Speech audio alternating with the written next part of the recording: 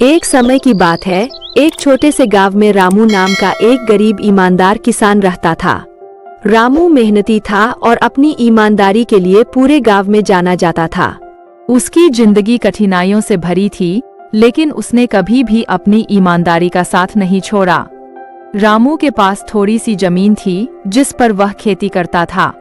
उसकी मेहनत के बावजूद उसे केवल इतना ही अनाज मिलता था कि उसका और उसके परिवार का गुजारा हो सके। एक दिन रामू अपने खेत में काम कर रहा था जब उसने देखा कि एक बंदर उसका अनाज चुराकर भागने की कोशिश कर रहा है। रामू ने बंदर को पकड़ा और गुस्से से कहा, अरे बंदर, ये अनाज मेरा है। मैंने इसे मेहनत से कमाया है। तुम्हें इसे चुराने का कोई हक नहीं है। बंदर ने रामू की बात सुनी और फिर उसकी आंखों में देखकर बोला, किसान, मैं भूखा हूँ। मेरे पास खाने के लिए कुछ नहीं है। अगर तुम मुझे थोड़ा सा अनाज दे दो तो मैं तुम्हारा एहसानमंद रहूंगा। रामू ने सोचा, यह बंदर भी तो जीव है, इसे भी भूख लगती है। मैं इसे अनाज देने से गरीब नहीं हो जाऊंगा, बल्कि मुझे खुशी होगी कि मैंने किसी भूखे को खाना खिलाया। उसने बंदर को थोड़ा अनाज दिया और कहा, जा, इसे खा ले, लेकिन फिर कभी चोरी मत करना। बंदर ने रामू का धन्यवाद किया और चला गया। रामू ने भी अपने काम में ध्यान लगाया और धीरे धीरे उस घटना को भूल गया। कुछ दिन बाद रामू के खेत में फसल पकने लगी। वह बहुत खुश था कि इस बार फसल अच्छी हुई है और उसे काफी अनाज मिलेगा। लेकिन एक दिन जब रामू ने अपने खेत पर नजर डाली तो वह हैरान रह गया। उसके खेत में फसल बर्बाद हो चुकी थी। रातों रात किसी ने उसकी फसल को उखाड़ दिया था।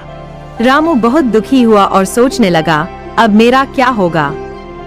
मैंने इस फसल पर पूरी मेहनत की थी, अब मैं अपने परिवार को कैसे खिलाऊंगा? रामू ने हार नहीं मानी और अपने खेत में वापस काम करने लगा। लेकिन उसके दिल में चिंता थी कि अगली फसल भी कहीं बर्बाद न हो जाए।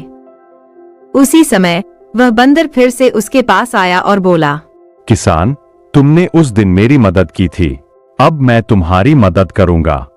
रामू ने हैरानी से पूछा, तुम मेरी कैसे मदद करोगे? तुम तो केवल एक बंदर हो।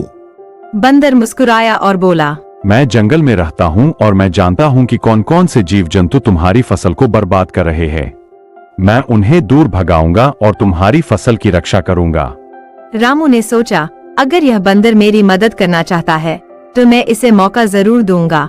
उसने बंदर को अपनी फसल की रखवाली करने की अनुमति दे दी। बंदर ने अपना वादा निभाया। वह दिन रात रामू के खेत की रखवाली करने लगा। उसने सभी जानवरों को खेत से दूर रखा और रामू की फसल को कोई नुकसान नहीं होने दिया। रामू की मेहनत और बंदर की ईमानदारी के कारण इस बार फसल बहुत अच्छी हुई और रामू के पास इतना अनाज था कि वह अपने परिवार के साथ खुशी खुशी रह सके।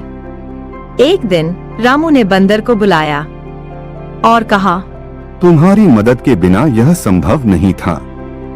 तुमने मेरी फसल की रक्षा की और मैं तुम्हारा एहसानमंद हूँ। अब मैं चाहता हूँ कि तुम हमेशा मेरे साथ रहो। बंदर ने विनम्रता से कहा, किसान, मैं तुम्हारे साथ रहना चाहता हूँ, लेकिन मेरा घर जंगल में है। मुझे वहाँ लौटना होगा। लेकिन एक बात याद रखना, ईमानदारी और मेहनत का फल हमेशा मीठा होता है। तुम्हारी ईमानदारी ने ही तुम्हारी फसल को बचाया है। रामू ने बंदर की बात को समझा और उसे विदा किया। वह जानता था कि उसकी ईमानदारी और मेहनत ही उसकी सबसे बड़ी ताकत है। उसने अपने जीवन में कभी किसी को धोखा नहीं दिया और हमेशा सही रास्ते पर चला।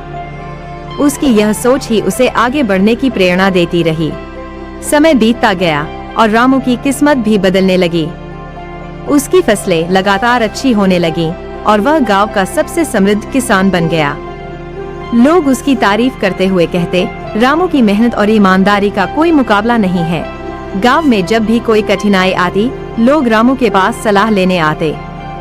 वह हमेशा उन्हें ईमानदारी और सच्चाई का रास्ता अपनाने की सलाह देता।